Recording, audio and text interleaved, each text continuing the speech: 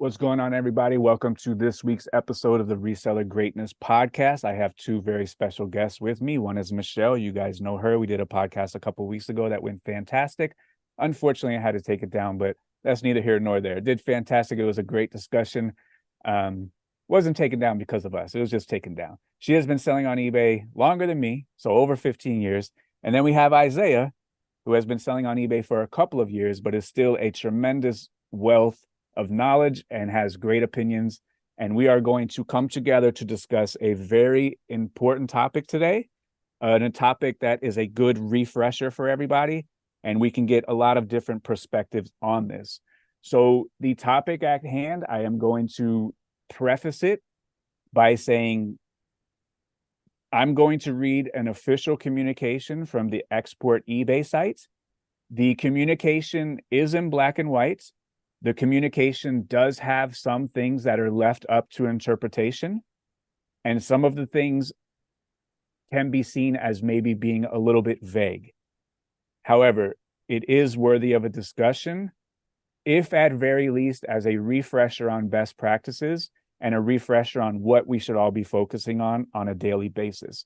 So we're going to go through the communication, and this part here is in black and white. Service standard policy, bad buyer experience rate. This is on export.ebay.com. It gives us what we need to know. eBay is committed to provide a trusted marketplace of world-class customer experience. eBay therefore requires that sellers place great importance on buyers' experience and work hard on product and service quality control to reduce a bad buyer experience rate. What you need to know: starting on December 11th, 2023, sellers will be evaluated on a number of transactions with a bad buyer experience. The sellers whose bad buyer experience rate is much higher than the peer market average may be subject to a range of actions, including, but not limited to, administratively ending or removing listings, adjusting selling limits, holding the payment, enforcing buying and selling restrictions, or suspending the relevant accounts. So this portion right here, some sort of eBay program that is being titled as the bad buyer experience is rolling out to some section of sellers. Is this a section of sellers who are international but sell on ebay.com? Is that the section? Is it to UK sellers? Is it to Australian sellers? Is it to United States sellers? Is it to all sellers? We do not know at this time. What we know is something is rolling out on December 11, 2023, and it is being titled as the bad buyer experience rate. Again, we do not know who this is rolling out to first. In my experience, sometimes they roll it out to a very small market, test it, and then roll it out further. So for America, this may not come to us. For Australia, it may not come to you. But somewhere they are starting a program on December 11, 2023, called the Bad Buyer Experience Rate. They are going to evaluate your metrics. eBay will evaluate the rate of transactions with a bad buyer experience defined by the 4 evaluation metrics below. Significantly not as described. A buyer returned an item and gave a reason that indicates item not as described, including doesn't work or defective, doesn't match description or photos, wrong items sent, missing parts or pieces, arrived damaged, doesn't seem authentic, doesn't fit my vehicle. So these are return requests that are INADs. INAD return requests are going to be a ding on the bad buyer experience metric. The next one is out of stock cancellations. A seller canceled a transaction because they no longer had the item, or the item was never shipped and the buyer's money was returned. This is going to be a cancellation if you can't find the item, if you've double sold the item, if the item was cross-posted and was not taken down. This is the out of stock cancellation. This is not a new defect. This has been a defect for a very long time. This, however, will now be counted towards your bad buyer experience rate. if this applies to you on this date or any date in the future. Low detailed seller ratings, low DSR. A buyer left a detailed seller rating score of 1, 2, or 3 for item not as described. So when a buyer leaves feedback, they have a couple of options. There is positive, neutral, and negative. And there are detailed seller ratings. That is the star ratings. It's communication, shipping charge, shipping speed, item not as described. There are 5 stars. If you get a 3 or lower, which would be a 60%, a 6 out of 10, if you are assessed 3 or lower on the stars, that would now be a defect or a ding to those sellers who this program applies to starting on December 11th. The next one is neutral or negative feedback. A buyer left neutral or negative feedback for a seller. If you sold an item and it results in a negative or neutral feedback, that will be a ding on the bad buyer experience metric. A transaction is considered a bad buyer experience when any of the above happens and one transaction will only be evaluated once. The bad buyer experience rate is defined as the percentage of bad buyer experience transactions out of all transactions in the evaluation window. So what they're saying here, if you sell an item and it gets returned for item not as described, defective, they leave you a low DSR rating and they leave you negative feedback, that is not 3 separate dings. That would be 1 ding on your bad buyer experience rate. Relations to items not received. Note that your reputation as an eBay seller will also be impacted by any item not received complaints associated with your listings. If somebody opens up an item not received case, how I read this, and this portion is speculation, how I read this says any. Any is a very important word. So factually speaking, note that your reputation as an eBay seller will also be impacted by any item not received complaints associated with your listings. Further details about how you will be assessed for item not received can be read at the item not received policy page. How are you being evaluated? The evaluation frequency. Every Wednesday, your metrics will be updated.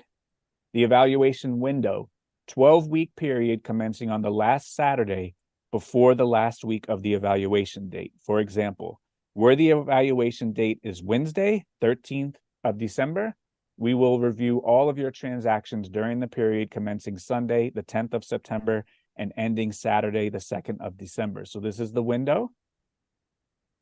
And we get this program would have evaluations every Wednesday. The evaluation consequence. If you are compliant, the bad buyer experience rate is lower than the peer market average. So if you are compliant, no harm, no foul, no penalty. Non-compliant, the bad buyer experience rate is higher than the peer market average, but eBay may not take action due to your account is already currently restricted by eBay policies or other reasons. So if your account is already restricted, they can't restrict you twice. Warning, the bad buyer experience rate is higher than the peer market average. Sellers must strengthen the product and service control and improve buyers' buying experience. Otherwise, eBay may take action. Action taking, the bad buyer experience rate is much higher than the peer market average. eBay decides to take action. Sellers may be subjected to various action as specified above. The evaluation result, you visit your seller dashboard to find out more details. What you need to do. This is things that we talk about every single day, all day. As a seller, you should always strive to provide your buyers with items that match up to their expectations. Most of the time when something goes wrong, it could be due to a mismatched expectation or lack of visibility related to the details or specifics of the item. You're expected to follow these best practices. Be accurate and detailed. Use images that are clear and sharp. List down all product specifications clearly. Include size and measurements to prevent any misconception. Add in the usage guidelines. Be honest with the condition of your items. State all flaws and imperfections like scratches, discoloration, dents, if any, for all used items. Manage inventory and end out-of-stock listings in time. Ship items within your specified handling time. How could you check your performance? they will have a section on the seller dashboard. Here's some helpful links. So again, that is a communication from eBay. This is a program, bad buyer experience rate. This program is starting for somebody somewhere on December 11th, 2023. Again, it could be for everybody. It could be for a small market like Australia, the UK, Germany. It could be for sellers outside of the UK or outside of the USA that ship items into the USA, maybe drop shippers, something like that. They are not 100% clear on who, but they are clear on this program. They are clear on this date. They are clear on the evaluations, and they are clear on the penalties. So with that being said, those are the facts from a communication released from eBay. Everything after this is speculation because we do not know who this is going to apply to on December 11th. But we do know that this is an evaluation metric that somewhere in the eBay brain trust is being considered and being thought about at the very least. So if this doesn't roll out for everyone on December 11th, maybe it rolls out in January the 1st of the year, speculation. Maybe it rolls out in a year, speculation. Maybe it never rolls out. Maybe this is a complete nothing burger. We don't know. What we know is that this is posted.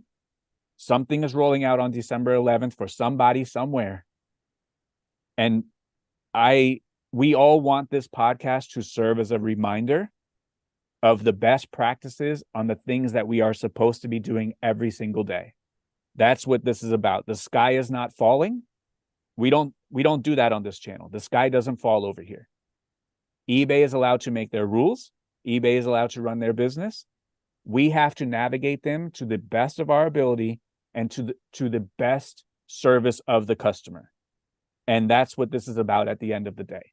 This is about the best service of the customer, us being as accurate as possible, us giving the best customer experience, and us playing by the rules that eBay has set forth. Everything from here on out is speculation, entertainment purposes, reseller entertainment purposes of two sellers with almost 40 years of experience combined, all the way back to the DSR days. We went through the DSR days, the detailed seller rating days, and my opinion, those were scary days. My opinion, we have had very lenient eBay policy for the last 10 years. And my opinion, whether this rolls out to anyone or someone, whoever this rolls out to, my opinion, this is the most stern pivot and stance on policy that I have seen in a very long time. Again, this may only apply to a small subsection of people, but I try to stay up to date on this stuff. This is a pivot from what most of us know in the last 10 years. This is a complete pivot from what most of us know, and we have to wait and see how this plays out. There is going to probably be a lot of speculation after this, but I caution everybody, and today is November 29th, so we're about 2 weeks out from this. I caution everybody that we don't know right now. And I want to be as responsible as possible with that message. We don't know right now. All we know is what's in black and white. And eBay can also do a little bit of a better job by telling us exactly who this applies to. Because right now, as you read it, in my opinion, it applies to everybody as we read it. So they could say, hey, this is for this subsect. This is for this market. We don't know. But we can't wait until December 11th and this gets dropped on our head. We have to know. So whether this rolls out later, a year, I don't know. But whoever this rolls out for, we have to tighten up as a best practice. If we look at our seller metrics and we are lacking in certain areas, this is a great opportunity to tighten up your business. So We have read what is going on. We have read about a new policy that may come out on December 11th. It says it's coming out on December 11th. What we read is what we know. Everything after this is just discussion. Nothing after this is factual. The facts are on that page. I will link it below. Those are the facts. Any questions, any speculation that you may have needs to be answered and be directed towards that page. Everything after this is just conversation about best practices on what we can do as eBay sellers. Isaiah, I saw you had your hand up. So I know that you keep your ears to the streets. You're always trying to stay up to date with the newest changes that eBay has. And, you see something like the eBay export page. For a lot of us, especially me, I've never heard of that page before. That was my first time ever hearing of that page. And you explained to us like, hey, this is a official eBay communication. Like this is something from the platform. So today I call my anchor store representative and go like, hey, like, is this a real thing? Like, is eBay export a real page? Is this just something that's like made up? Like, is this like the community page where anybody can say anything basically? And they go, no, no, no, no. So the eBay export page is like an academia page. It tells you the information about how the fees are, like different things that are rolling out. So like this is an official eBay page. And I just wanted you to pull back up your screen share one more time and show for anyone else who's trying to look for this, trying to see this article themselves. If you scroll up to the top, like if you type into Google eBay export, it'll pull you up to the home page. Mm-hmm. And right here in regulations and policies on this little top, you have to do it real quick.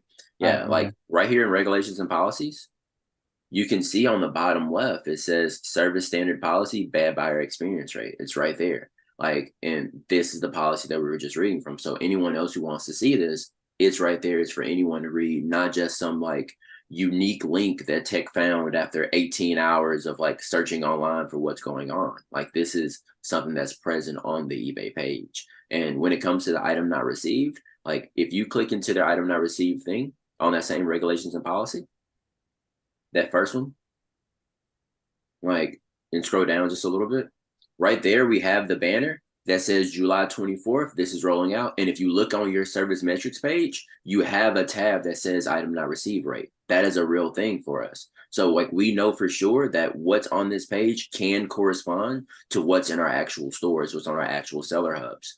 So if they're saying December 11th, we may have this. It could be that in 2 weeks, we're all under this new system. We had no idea it was going to happen because I was looking at my seller announcements. This isn't in my seller announcements for now. And when I look at my item not received, it wasn't in my seller announcements either. It was just now we have an item not received rate. And if your item not received rate isn't appropriate, then you may be penalized. And the same thing can apply to this. So I definitely think it's something to respect, something to be aware of. And like you said, worst case scenario, it doesn't happen to any of us. None of us have to deal with this, but like it makes you a better seller and you're giving a better experience to the customer. And I think that's fine on its own. So even if nothing happens to any of us, we have to deal with this in a year. Cool, but at least now you know about it and you don't get surprised because just like item not received, you didn't know about it until it dropped. And item not received isn't something that happens all the time for us unless you're not shipping your items out appropriately. But neutral and negative feedback happens all the time.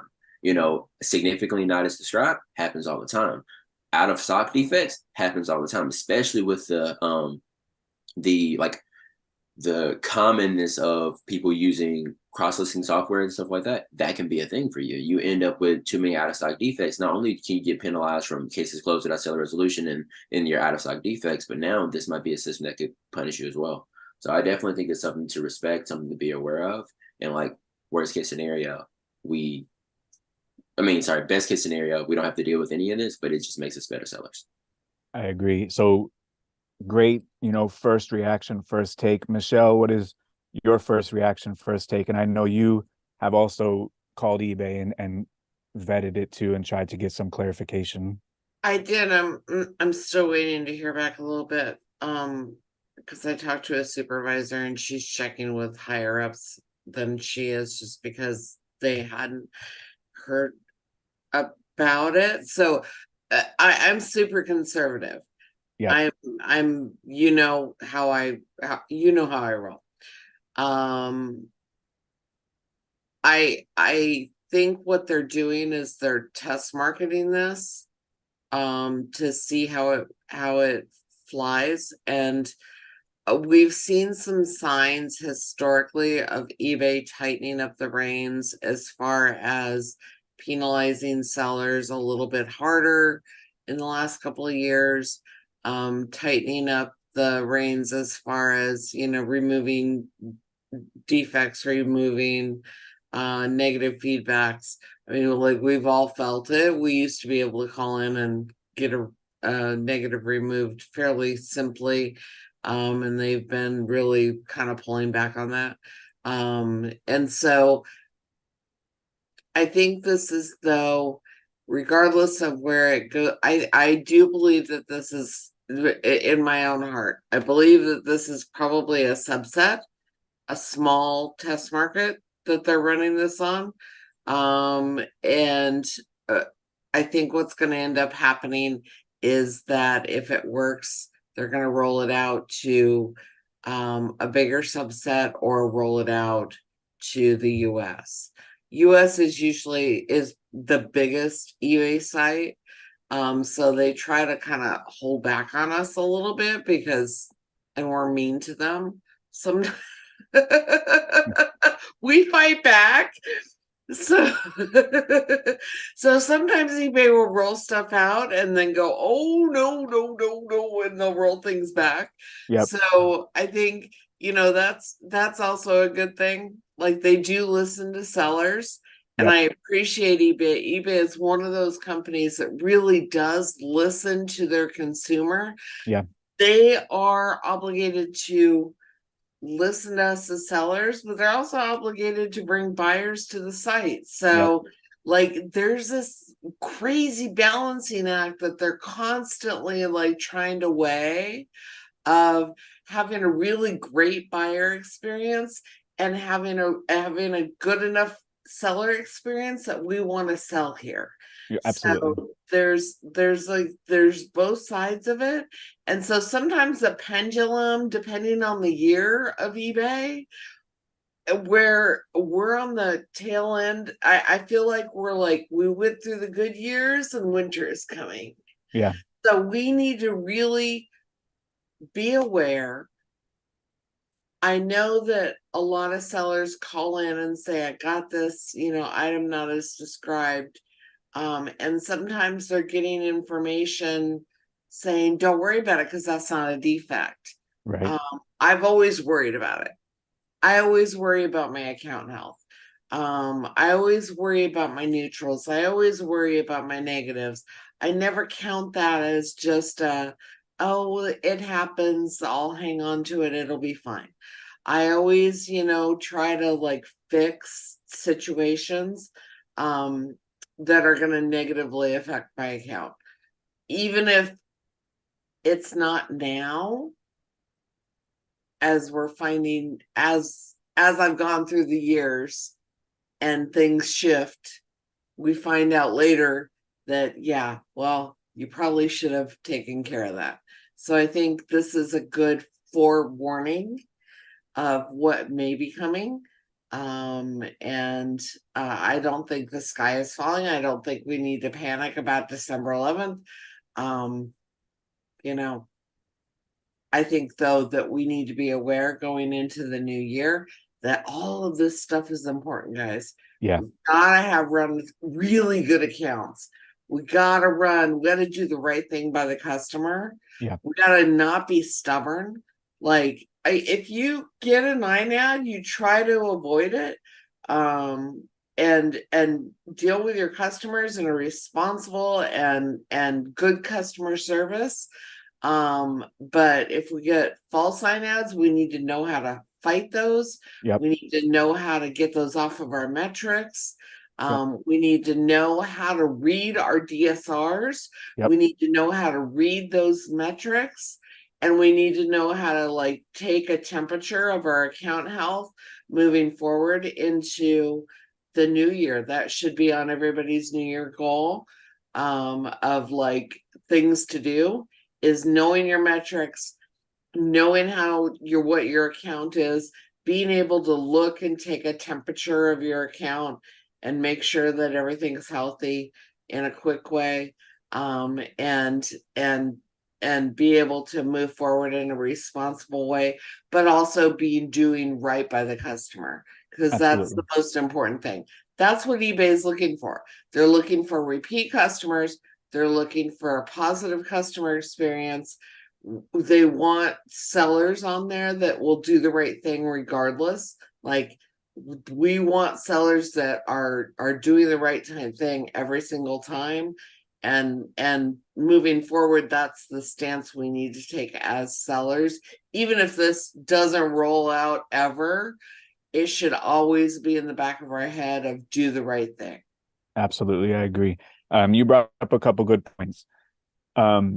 eBay does test stuff out in controlled markets. A lot of stuff gets tested out in Australia and the UK because they're smaller and they're contained.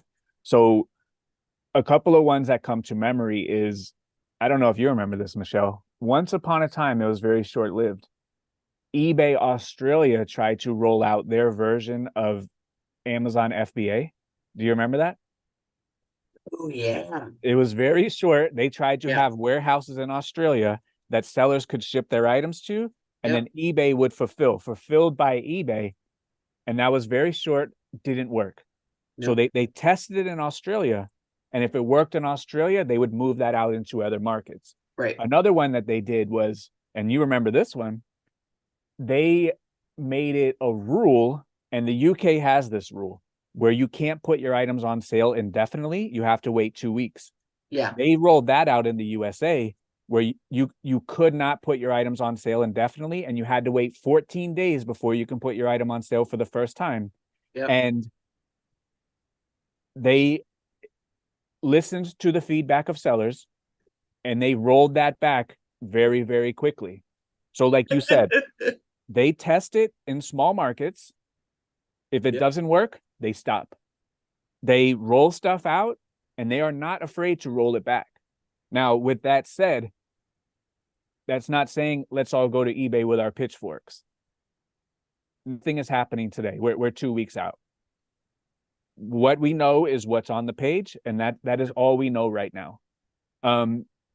What we also don't know, and these were a couple of questions that we had today on the morning call, because on the morning call we talk about everything eBay. We've already discussed this for an hour and a half on the morning call, Right. so we're ahead of the game if this ends up coming to be out. But again, the underlying principle of this is, like Isaiah said, follow these guidelines anyways. And if this doesn't roll out, you're still a better seller. So that's the principle. What is not addressed on here is, if this is rolled out to whoever it's rolled out to, is it going to be retroactive for the previous 12 weeks and maybe day one it's on? I don't know. Do they give you a 12-week grace? No, it just says it's rolling out. It says it's rolling out, but I think what they did, if I remember right, last time, and I think there might be a line in there that's kind of vague sounding, but I think right here. This is the example. For example, where the evaluation date is Wednesday, the 13th of December.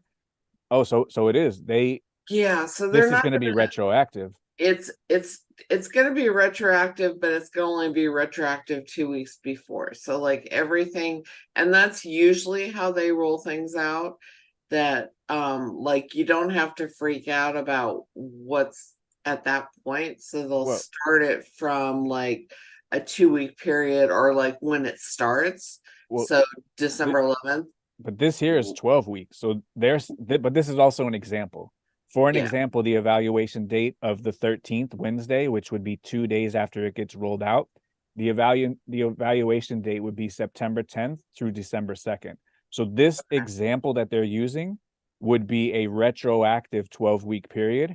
So I don't know if we get a grace period of 12 weeks, which would only be right, because I don't know, which they could do whatever they want, but to be penalized for previous 12 weeks when this wasn't in effect, I don't know. But again, at the end of the day, they are free to do as they wish. What I think will likely happen is that even if they do it retroactively, you will get pushed into the warning stage. Just like how you have on your screen, you see how you're in warning. So you're in warning, they're letting you know, hey, if you don't correct this in the X period of time, whatever, action may be taken against your account. Yeah. And now you're just aware of it. That's likely what will happen. They're saying you're in danger. You need to make these changes. Right. Absolutely. That's a good point, and you're probably right on that, Isaiah. If anything ever comes of this, but what I read from here after reading this a couple of times, it tells you what you need to do, and could this also be pointed at to, hey, I did this, therefore, can I appeal this? If you include the size and measurements to prevent any misconception, if you received a defect or a negative feedback or an item not as described, but you included size and measurement, that is what you needed to do.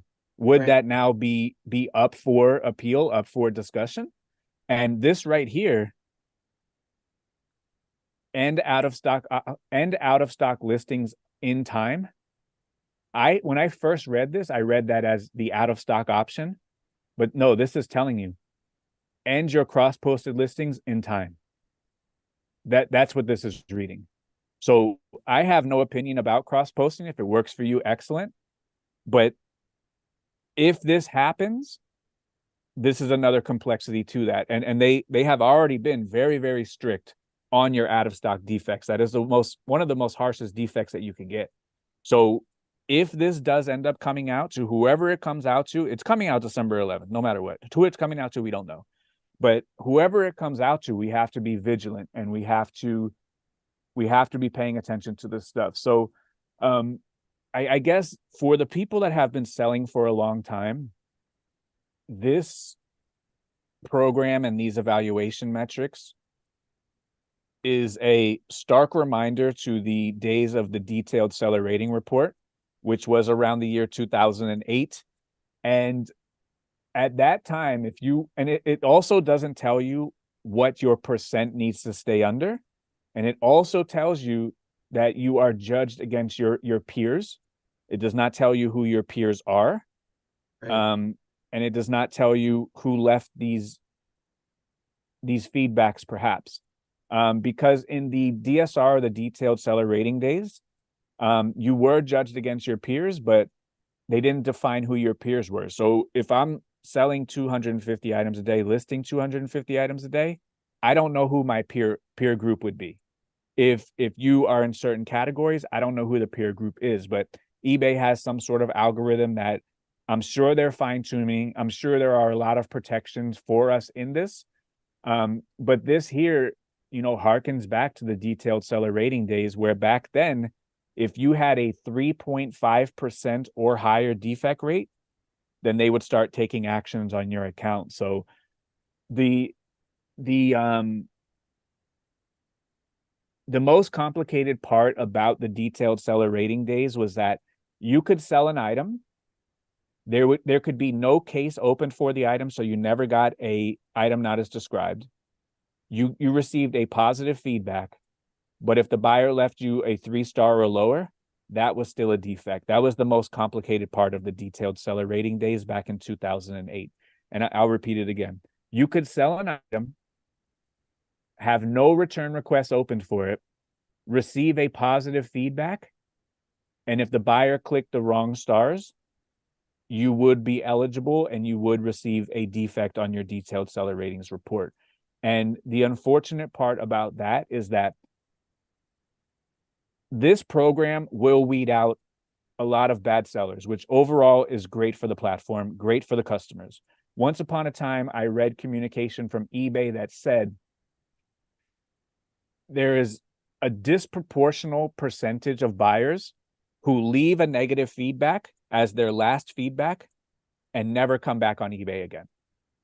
So what that says is they got burned, something went wrong with that transaction, and they left the platform. So if you're a buyer and you get something that's incorrect, that's a bad buyer experience. Probably have a higher chance of leaving the platform. The issue with the DSR days and with you being able to sell an item, have no case opened, receive a positive feedback, and then get a 3-star is that there will be a portion of all of our accounts that will receive defects for items that were positive feedback and there were no item not as described opened. There will be a portion of every single one of our sales that do get that. So while this will weed out bad sellers, very bad sellers, which helps the larger community at whole, there will be good sellers that this does affect if this comes into play. And it's going to affect every single one of us if this does come into play. We will all receive defects for items that we received positive feedback and had no return open for it, if this ever comes to be. So it's just stuff to think about. We have to be aware of this. And like Michelle said, there are ways to appeal defects. That is one of the most popular videos that we have in our group. You have a great walkthrough of how to properly by the books, appeal a defect and report a buyer. And if you want to speak to that, it has to be done proper. You cannot do this willy-nilly. You cannot do this and break the rules by reporting a bunch of buyers just because you want to. It has to be done properly. It does have to be done properly, and it also has to be done fairly. It's not bots that are evaluating our account. It's like real people. It's a very small team of people that are actually evaluating your account, your buyer's account, everybody's account. And so if you're like trying to report every single item not as described as a false item not as described, you're going to lose your privileges, basically, of being able to report buyers and being able to appeal them, because you're wasting their time then, basically, because they're going to look at it and go, oh, for goodness sakes. And, you know, these are human beings too. If I see that you tech are, you know, being shady and reporting everybody, which of course you would never do, because you're like me, you're like, everything is above board. But if they ever like looked at an account that where someone was like reporting every single buyer, the likelihood of them accepting a real one is less, because they're human. You know, like you look at the seller account and see that, you know, we all make mistakes. We're gonna have to eat INADs. That's okay. It's keeping your percentages low. One other thing that I wanted to point out when you were going over that, the announcement. There's a section in there that talks about transactions, and you said, you know, so if a buyer leaves you a negative plus a low DSR plus it's only one transaction. Also, if a buyer has multiple items in the same transaction, it's only one transaction. And we know that because of the historically, item not as described has been one transaction. If they buy 10 things from us, it's still one transaction. If they do 3 things out of the evaluation metrics, it's still one transaction. So there's a little bit of a, you know, they're not trying to kill a little seller. They're not trying to, and they're not trying to, I think what they're trying to do is make sure that one, sellers are on top of their businesses, and 2, you know, that we're doing right by their customers, by the customer. So again, like, just do the right thing, take care of your customers, know how to, like, and that's what I love about our group, is that we have the ability to like get information out to people quickly, but also teach as longtime sellers how to like navigate a huge system that's been around for a while. So absolutely great points. I wanted Isaiah, after he has his point, I wanted him to speak on offsetting the percentage, because like you said, we're going to have to eat some of these. So I want Isaiah to speak on that. And also, I also do want to make a clarification and make it clear is right now we don't know what the percentage is. No. Maybe it's 20% and we have nothing to worry about. Yeah. But the DSR days was 3.5%. So if it's 20%, hey, you got a lot of leeway. So we don't know the leeway. We don't know how long the runway is. We don't know that part yet. But since this is based on a percentage based, let's say you do 100 transactions, you get 3 defects. That would be a 3% bad buyer experience rate. Maybe they allow us 10%, maybe they allow us 5%, maybe they allow us 3%. I don't know. Regardless, we still can do the right thing and always take care of the customer. That's absolutely. That's where it comes down to. All right, absolutely. So Isaiah, you sell 100 transactions, you have 3 defects as a bad buyer experience. What do you, or as a seller, what do you have to do to decrease this percentage of a bad buyer experience? That's actually what my question is for you. And Great. To really get into this, could you pull that thing back up one more time? Yes. Because there's 2 different ways of looking at this. The answer to that question, of course, is you need to sell more things. The more items you sell successfully, of course. And the more items that you're selling, the easier it will be. It gives you more padding, basically. Because if you only have the space to have 3 defects, if someone miscategorizes something twice and then you get 1 real one, you're messed up, like, or 2 real ones, you're done. So having more and more transactions makes it a lot easier. Like I have 2,100 transactions over the last 90 days. That gives me a bunch of space if I need to be below 3%. You know what I mean? Sure. But this is what I wanted to talk about. So I don't want us to be like super somber. You know what I mean? I don't want people to come from this and go like, not somber. We're down. Yeah, I know. Like, I don't want to be like, we're down in the dumps. It's over. eBay's falling. It's over. Absolutely not. We can't do this. I can't believe eBay is doing this to us as sellers. I can't believe them, This is just perhaps a new guideline, and we have to roll with the punches, and we have to abide by the rules. That's all it is. 100%.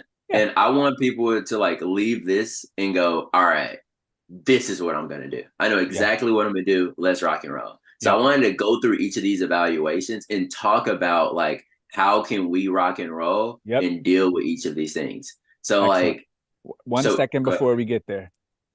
The example of 100 transactions and 3 defects, that will give you a 3% defect rate. Now, if you sell 100 more items without any more defects, now your defect rate drops to 1.5%. Because now you have 200 successful with 3 unsuccessful. So the defect rate can be offset by more successful sales. If you sell 100 with 3 defects, you have 3%. If you go to 150, I'm not a mathematical genius, but I believe that brings you down to 2%. If you go to 200, that brings you down to 1.5%. So you have to offset these bad buyer experience or these defects or these low DSRs, or we've been living with this the entire time. If you go to your seller metric screen, we've already been doing this. They're just now assessing different targets that now qualify towards a different ranking system. But the thermometer on your seller metric screen, if you've been exploring, if you're part of the group, you are familiar with this thermometer, that they have been assessing us against our peers for a very long time. How do you offset those defects? By every single time you sell another item successfully, your percentage goes down. Every single time you sell an item, your percentage goes down. Same thing with your shipping, same thing with your top rated seller. All of these assessments are based on a successful sale versus an unsuccessful sale. If you sell 1 item, have 1 defect, that is a 100% defect rate. Regardless of what metric you're looking at. Late shipment, that is a 100% late shipment rate. Now, if you sell 2 items, 1 was a late shipment, you have a 50% defect rate for late shipment. You sell 10, 1 is a late shipment, that's a 10%. You sell 100, 1 is a late shipment, that's 1%. So we have to offset always, all the time. That part is not new. Offsetting any sort of defect or drawback with successful sales. So Isaiah, great. Like you said, as a seller, we should always strive to provide your buyers with items that match up to their expectations. And we can comment on every single piece of this because every single piece of this is just as important. So not here, I want to go back up to the top part, like where the actual defects are. So right here where they say significantly not as described, I wanted to talk about these first, right? Yeah. So we have our not as described reasons are doesn't work or defective, doesn't match description or photos, wrong item sent, missing parts and pieces, arrived damaged, doesn't seem authentic, and then doesn't fit our vehicle. But most of us don't sell car parts. But for those people, I can't speak on that. I sell shoes. You guys sell clothing, so I can't talk about vehicle part with confidence, but I can talk about the rest of them, right? Yeah. And for me, I've always found that eliminating the easy ones could have a really, really good effect on your total percentages. Like, for example, wrong item sense, you shouldn't be getting those. You could get them on accident. Someone could give you one on accident. But if you have 3 wrong item sense because you lost somebody's stuff and you had to send them the wrong thing, or you grabbed the wrong black shoe, their shoe was a size 8, you grabbed the size 9 that was in the same bin, and you send that to them, you send them 3944 when you were supposed to send them 3922. All of that, that's avoidable. We can fix that. That's a good inventory system right there. I love it. So I think that number one, you got to eliminate these easy ones so that you can have more room. So the wrong item sense, fix your inventory system, fix the things that are making it so that you're sending people the wrong items. And now you go from wrong item sent, I have 3 of those over 90 days. Now I have 0. So, and now our percentages gets a lot easier. Now we go missing parts or pieces or arrived damage. Arrived damage is packing your items appropriately. Absolutely. Like how many of your shirts arrived damaged, Ted? None? Close to none? Rounds to 0. Exactly, right? So if you're selling, a vase or, a mug or something like that, you need to make sure you're packing it appropriately to ensure that when your customer gets it, they don't have a mug that has the handle broken. Absolutely. That's it. Like that's not a hard thing to do. Missing parts or pieces.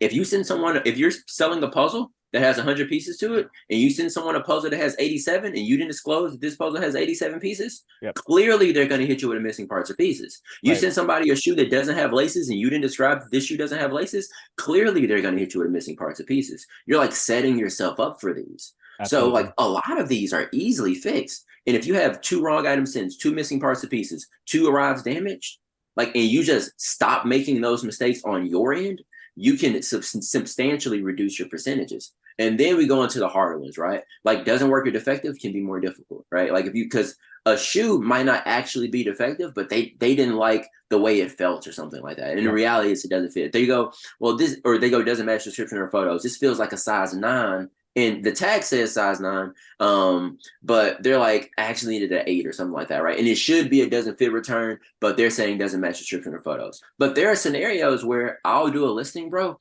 and I'm slipping. I end up putting it as a size 8, and the actual shoe says it's a size 9, or it's a size 10. And now I get a doesn't match description or photos because they get it and they go, this isn't a size 10 shoe, dude. This is a size 8. It's on the tag. They send a photo. They send that to me. And like that one is easily avoidable too. We have to be careful. We have to double check. And I love the angle that you're coming from is eliminate these easy ones. I'm 100% on board. Also, doesn't work or defective. If you sell video game systems, turning on doesn't mean it works. You got to play that thing. If you sell a VCR, turning it on doesn't work. You got to play that thing for an hour. Maybe after an hour, it turns off. Isaiah, you sell shoes. What do you got to do on a dance co? You got to twist it. You got to bend it. You got to make sure it's not going to fall apart when the person gets it. And that's something that you could do before you list the item. And that's an easy one. It's easy to test.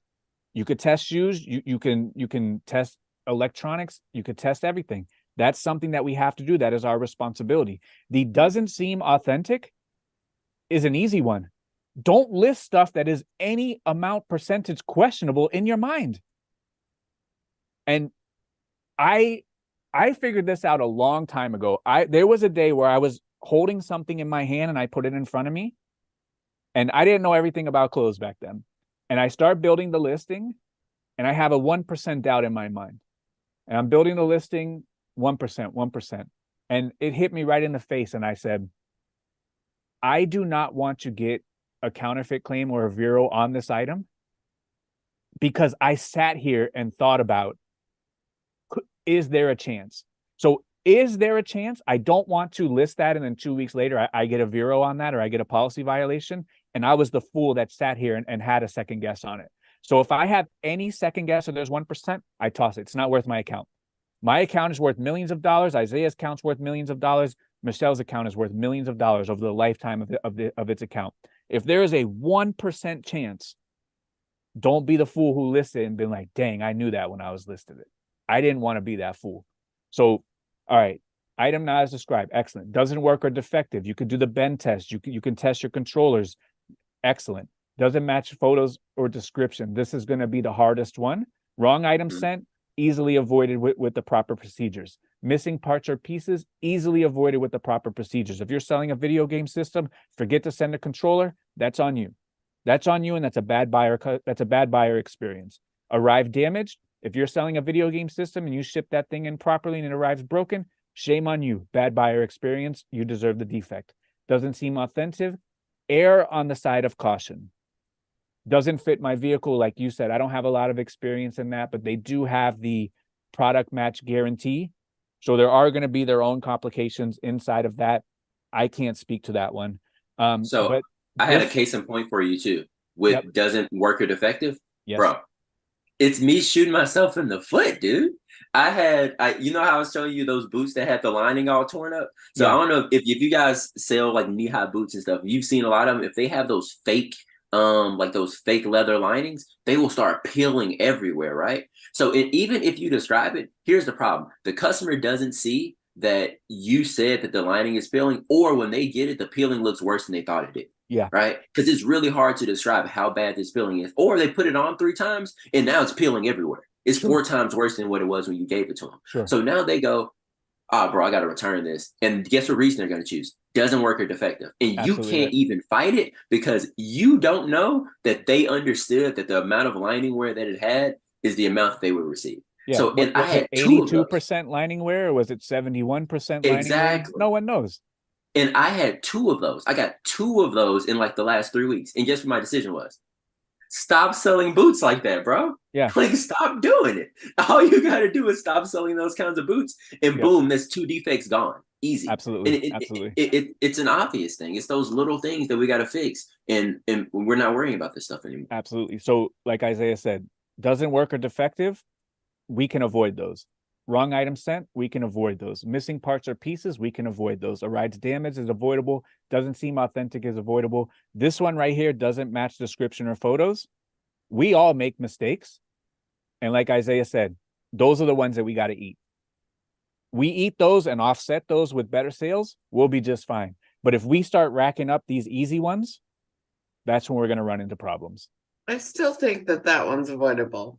I think sometimes with brand new sellers, they like want to kind of like hide stuff. Yep. And down here it says right here, be honest with the condition of your item. Yeah, just be honest. What I was saying in terms of like Isaiah, the avoidable ones.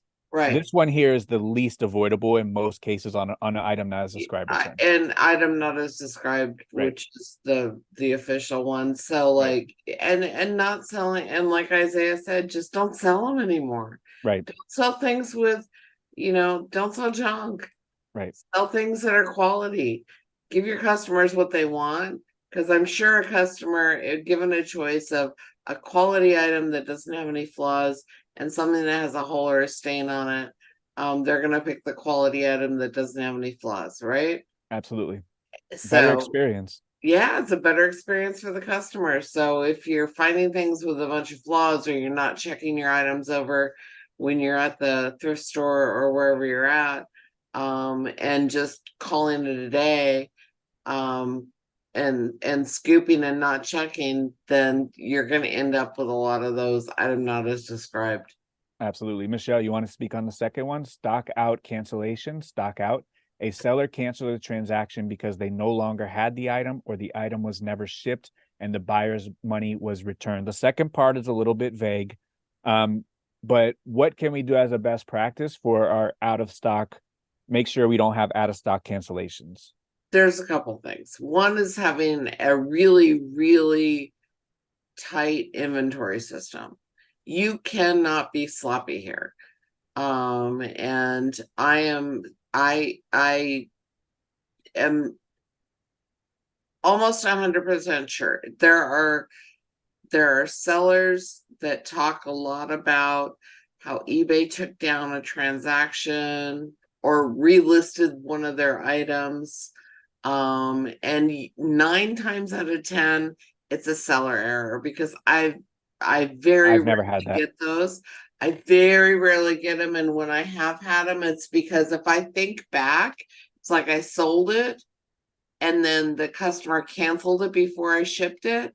And so it's still in my inventory, but because the customer canceled it, it's not back in my active listings. And 9 times out of 10, it's that. The other couple of times that I remember this happening, where I had an item in my inventory that wasn't listed, was when I was busy listing and then I walked away from my listing and forgot to launch it, or was in a hurry and either forgot to launch the listing, or there was a time where there were duplicating drafts, but that's not been happening so much anymore. But just being aware of, you can do the duplicate listing tool that's online. So the duplicate listing tool tells you if you have more than one listing for the same item, so you can double check and see if you have like 2 listings for the same thing, where one sells and then the other one goes out of stock because you already sold it. And then also, if I were to use a cross lister, you treat that like an employee. Everything that's automated, whether it's on eBay and automated, or it's automated through a third party and you're paying like or you have a VA, needs to be monitored. If you choose to go down that road, absolutely. I mean, you are a business owner and you do what you need to do and do all the stuff, but you don't just let those things run willy-nilly out there in the ether without checking up on them. You gotta have some kind of system in place where you're checking on live employees that I mean, Tech, you had employees and have employees, and so you check up on them every once in a while, make sure they're doing the right thing, right? Every day. You don't wait for the customers to say, hey, wait a minute. You're checking up on them on a periodic basis. If you have an automated system through eBay or a third party, you gotta check up on it. You don't just let it run. Like, what happens if it glitches out? Automations do that. Like, we're not the AI system, which is gonna be amazing, I'm sure, someday. But like, we are beholden to that. So if you're using the AI system, you check on it just like an employee would. Like, if an employee writes a description for me, I'm going to read through it and make sure that it's accurate, because AI is pulling from everywhere and they may not be pulling exactly accurate information for the item that I'm selling. So I have to double check. You have to be conservative over automation and not trust everything to just take care of itself, because those are going to put you into an out of stock thing or an INAD situation, or, like, we got to tighten up on this stuff. Don't be sloppy. I agree 100%. So the next one is low detailed seller ratings. That's the star rating next to your feedback. A buyer left a detailed seller rating score 1, 2, or 3 for item not as described. So what we can do to help this is we can get a little thank you note. We can thank the buyer for their experience, and we need to educate the buyer on exactly what these seller ratings mean. We can't incentivize them and say, hey, leave me this and I'll do that. That is against the rules. We cannot do that. But we need to let them know, hey, if I gave you 5-star service, please leave me 5-star feedback. And another best practice could be include a coupon code back to your store. Another best practice could be, hey, the item that you're holding in your hand, I list those every single day. If you like those items, save me as a seller by clicking the heart next to my store and visit my store often. So there's a lot of best practices that we could do to educate the buyer. But a lot of buyers are not going to know the importance of the detailed seller rating. And a little blurb on our thank you note can go a long way with educating them and saying, hey, if you liked your item and I provide a 5-star service, Please rate me as 5-star. Thank you very much. Next, negative and neutral feedback. A buyer left neutral or negative feedback for the seller. This one also can be preventable.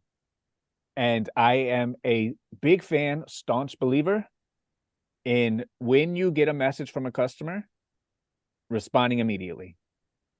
Especially if they have a problem. I'll be honest. If you have a problem and you send me a message and I'm eating dinner, for me, dinner stops. My wife understands, my son understands. For me personally, and I might be on the extreme, and this is before any sort of this is before any penalties or anything like that. For me as a business policy, if you got a problem with any business, everybody else needs to wait. And I need to address this with the customer. So if we did a tree service job for you and you come home from work and you're not happy with it, I don't care if my wife and I are out to dinner. We need to hold on a second. This is a customer on the line and they're not happy for whatever reason. I need to hear them out. I need to address their concerns and I need to make it right. And my wife, as lovely as she is, she understands. We have that relationship and we have that understanding. So responding to messages with issues in a timely manner is going to be very, very beneficial on the likelihood of you receiving a bad feedback. Now, this is with this program. This is with any program. This was 2 weeks ago. This was 2 months ago. This was 2 years ago. Responding to your customers in a timely manner is a direct correlation with whether or not you are going to receive a bad feedback. A lot of people hate on buyers that have issues. And go like, oh man, it's an awful buyer, like they suck, whatever. Look at this person, I can't believe it. And dude, I had a customer who had an issue. Like I did exactly what you said, resolve their issue, and they came back and bought 3 more items. Like Nice. Those customers out there exist too. You know what I mean? Nice. You take care of somebody and you can easily change, because I feel like the true test of who you are as a seller is like when you make a mistake, when you do something wrong, because we all do. Yep. And then like, how do you deal with those situations? Because like that's going to have an impact on the person, because I have people who buy stuff from me every single week every week, all the time.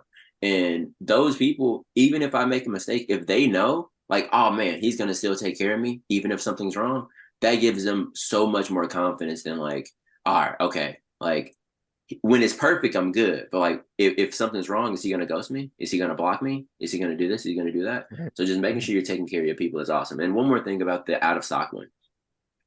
There's 2 sides to out of stock actually, right? Like one side is you can't find the item. The other side is your item is damaged. And I've had that second side happen to me a couple of times. Earlier in my career, I used to store all of my heels and boots in one thing. And because of the weight, they'd end up like scuffing on each other and like damaging the heels. So then I'd have to contact the customer and go like, hey, I'm sorry, these heels got damaged. Do you want me to cancel? That's one of those. You know what I mean? And a second half of that is like, dude, this is gonna sound stupid. You're gonna be like, Isaiah, what's wrong with you? But there's a bin in my kitchen, and in that bin is my old printer. And unfortunately, under my old printer is a bunch of shoes. Like I have like 5 shoes that from a specific date in that thing.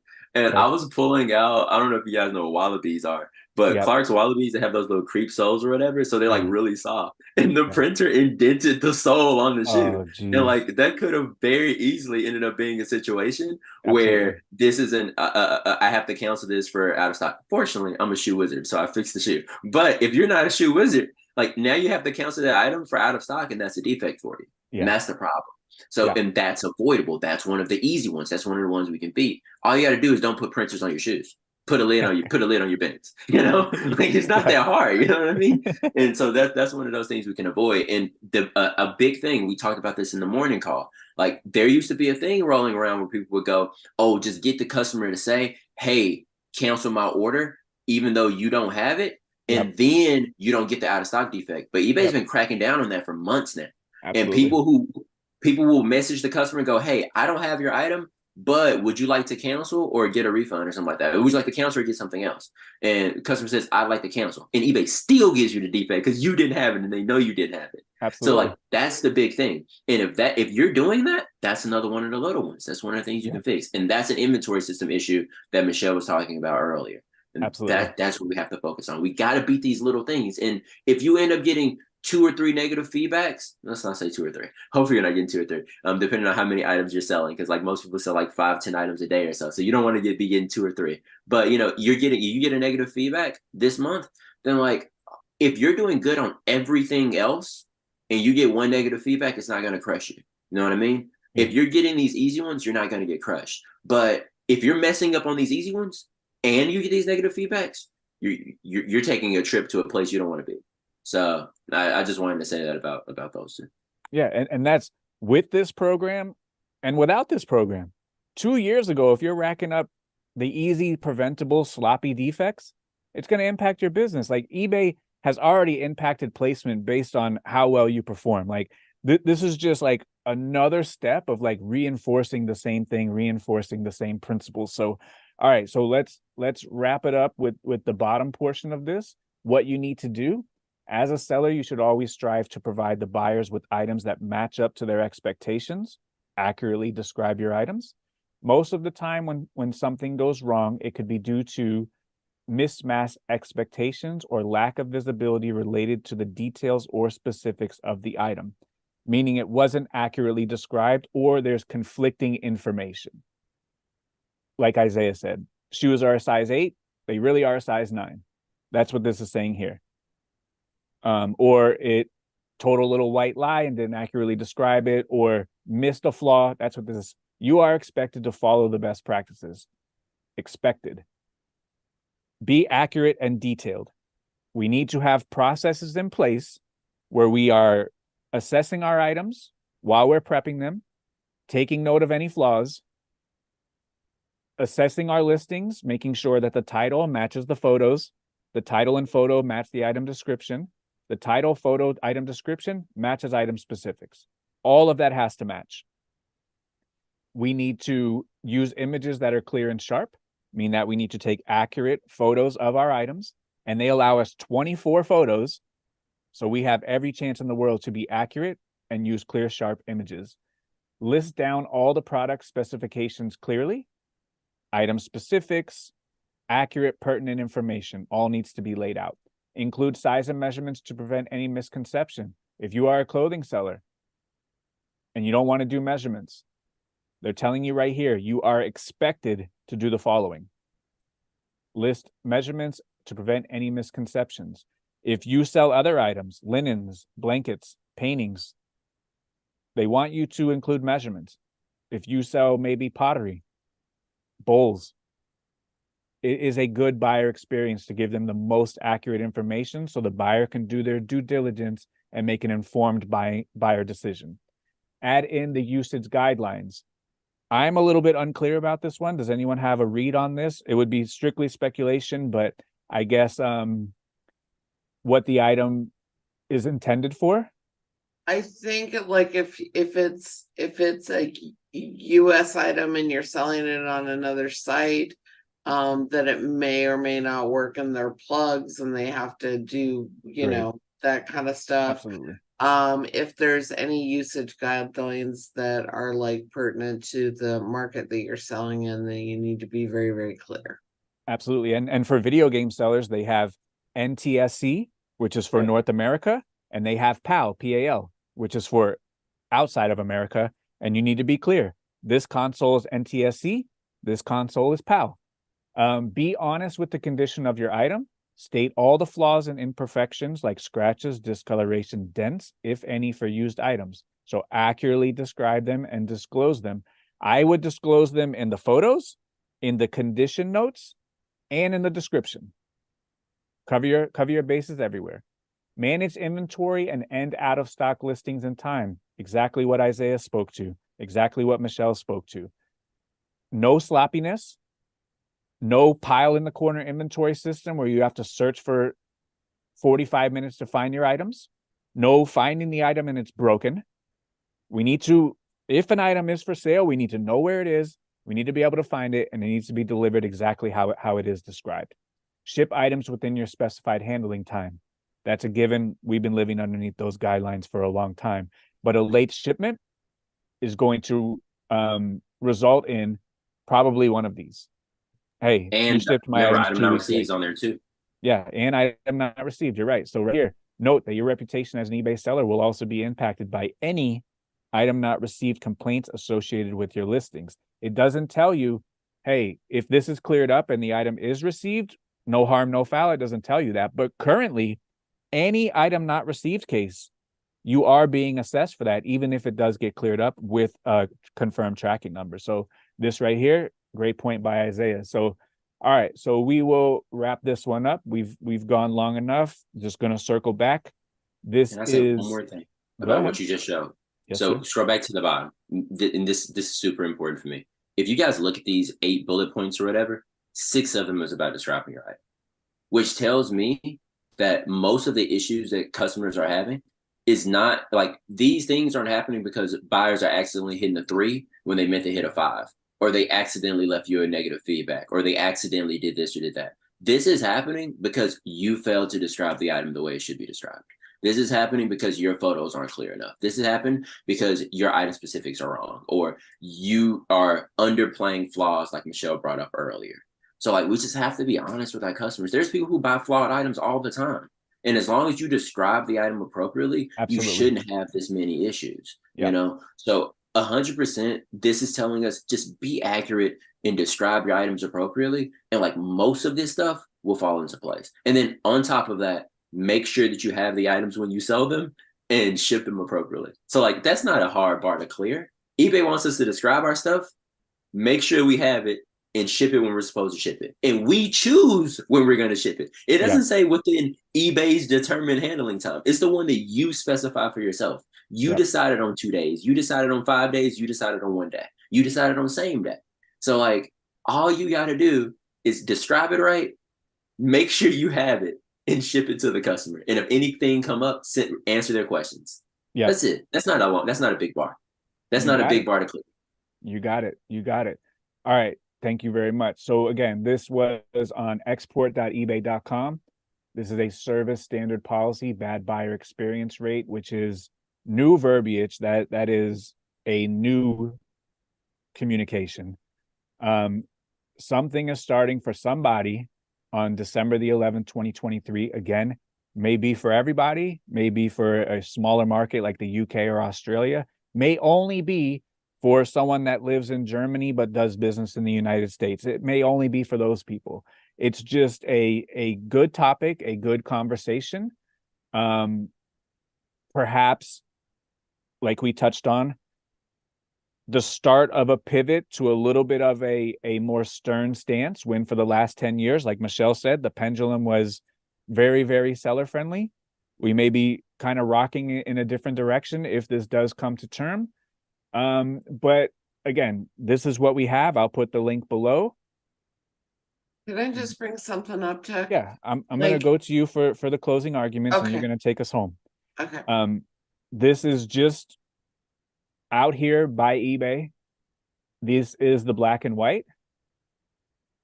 We've speculated on what we were able to read, and we've talked about best practices that we should be doing on a daily basis. And that was the overall theme that we wanted to convey to everybody, was just continue to do best practices, continue to be honest, like Isaiah said, continue to have a good inventory system, continue to do the right thing. The right thing is always the right thing.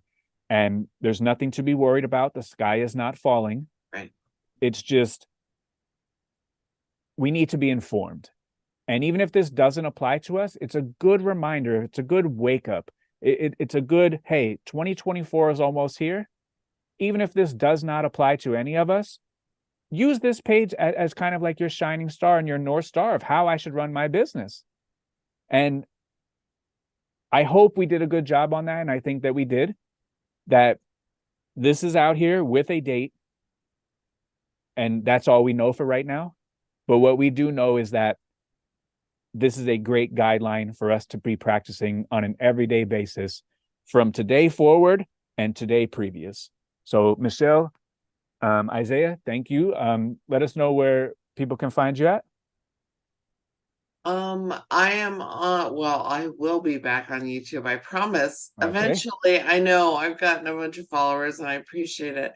I was on YouTube before and I pulled down my videos a couple of years ago, and I'm coming back. So I'm under Reseller Project on YouTube and Instagram. Excellent. And you got any closing arguments?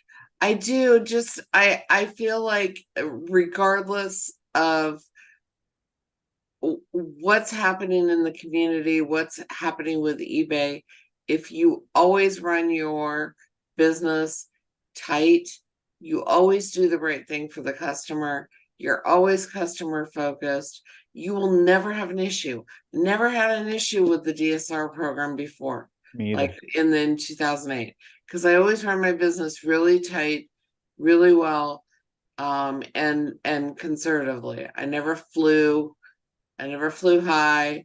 I just kind of kept my nose to the grindstone and did my job and did it right and didn't try to like cheat anybody or do anything bad or like be sneaky or just sloppy. Like I see a lot of sellers that go so fast because they're trying to build a business with no structure that they're just super sloppy. And we have to be really, really careful as sellers that we're not being sloppy in the back end of our business. And if you can tighten those things up, these are New Year's resolutions for you, regardless of which way the pendulum goes, because eBay is a platform. We have a choice of whether we sell there or not. Sometimes they're buyer centric, sometimes they're seller centric.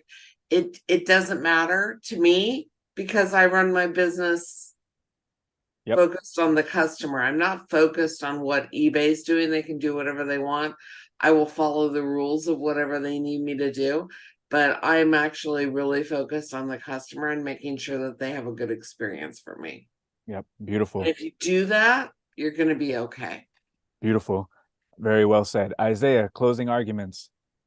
For me, it's really simple. I remember back when Amazon took like 50% of Brad's catalog, and I remember when he had a very, I don't know, stoic mindset about all of this. And his main thing was every time Amazon has done one of those big changes, it weeded out a bunch of sellers and it made it so much better for the people who remained. And that can be us. That can be all of us. And this bar is not insurmountable. All we need to do is make sure that we are paying attention to detail, basically, making sure we're not over promising and under delivering. If you think you might under deliver on the promises you're making, don't make those promises. Like, that's all we have to do here. And I don't want like the comment section to eat me up and go like, nah, man, nah, eBay sucks, eBay this, eBay, like, you know what I mean? Like, I understand where you guys are coming from. Maybe there's like some disagreements with the platform and stuff like that. But when it comes down to it, all we have to do for our customers is make sure we're describing our items appropriately. We have the stuff that we told them we're going to have, and then we send it to them in a timely manner, in the way how it should be sent, of course. And if we do that, everything else should fall into place. And we just got to eliminate those easy ones. So I hope that everyone comes from this and goes, all right, these are the easy ones in my business based off of my service metrics. If I clean up that, if I get my printer off of my shoes, I can very easily figure out, how to make this happen. So that's my thing. And where can they find you at, Isaiah? I'm kind of only in the group right now, but I am on Instagram. Instagram Isaiah, just like my name is right here, _TMN. That is my Instagram. I might be posting more content soon. I just had a baby recently, so it's been hard to like be the content creator that I want to be. But it's Isaiah _TMN on Instagram. All right, thank you. I appreciate you, Isaiah. I appreciate you, Michelle. And I agree with what both of you guys said, and I think that we had a responsible conversation. And I think at the end of the day, these are the best practices that we talk about 24 hours a day in the group. So like this, we don't have to make any adjustments. This is business as usual. It's just an important discussion just to have overall on a daily basis. But this was a good opportunity to just reinforce the best practices, reinforce the sloppiness, reinforce the easy ones, like Isaiah said. And and it is what it is. What we have now is what we have. We don't know if anything's going to come out of this. It's just what we have, and it's just a good opportunity to have a good conversation on, doing right by the customers and running correct businesses and always being above board and doing the right thing. So I appreciate you guys for jumping on with me. I enjoyed the conversation, and I'm very glad you guys were here with me to have it. So thank you very much. As always, say it with me. Be great. Be great. Go ahead, Isaiah.